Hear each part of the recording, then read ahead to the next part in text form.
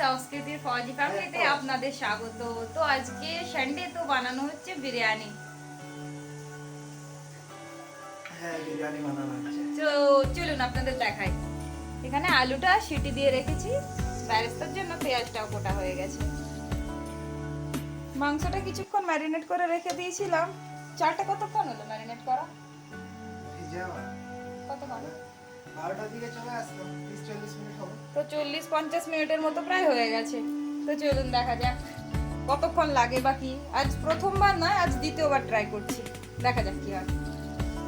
চলুন আজ একটা জিনিস দেখাই। আপনারা ভাবেন কাশ্মীর মানে খুব ঠান্ডা, খুব ঠান্ডা। সত্যি বলতে আমি শুনলাম আমাদের ওখানে 31 ডিগ্রি, আর কাশ্মীরে এখন 35 ডিগ্রি। যদি না বিশ্বাস হয় এটাও দেখুন, যে কিচেনে থাকতেই পারছি না, যার জন্য আমার হাজব্যান্ড এই টেবিল ফ্যানটা কিনে এনেছে, যে দাঁড়িয়ে দাঁড়িয়ে কাজ করলে যাতে একটু হাওয়া পাওয়া যায়।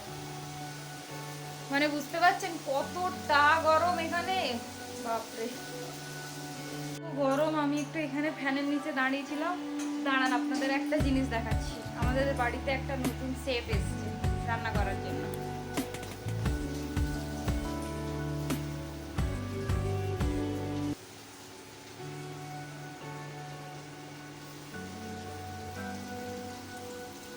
এর কি হচ্ছে? বেরেস্তা ভাজা হচ্ছে। এই ভাতটা এখন রেডি হয়ে গেছে। বেরেস্তাও রেডি হয়ে গেছে। এই বেরেস্তা আর এখানে বানানো হবে চিকেন। এও রেডি হয়ে গেছে।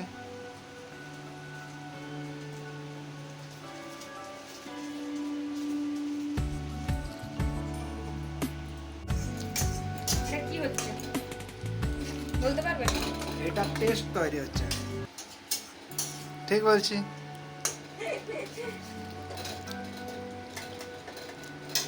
এটা পেস্ট হয়ে যাচ্ছে, তো ঠিক বলছি। কি গরম লাগছে, ঘাম বেরোচ্ছে।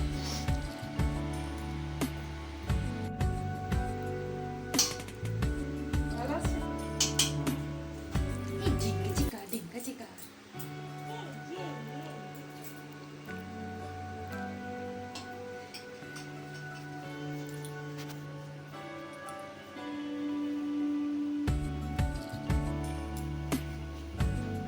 মোটামুটি মানে অনেক যুদ্ধ করে এই বিরিয়ানিটা হয়েছে।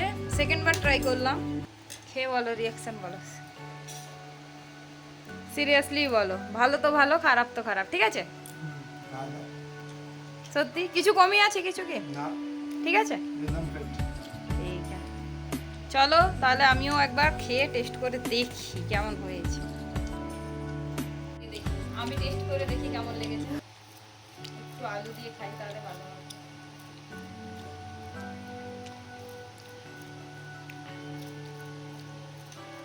ভালো হয়েছে, আশা মানে এক্সপেকটেশনের বাইরে। চলো বাই।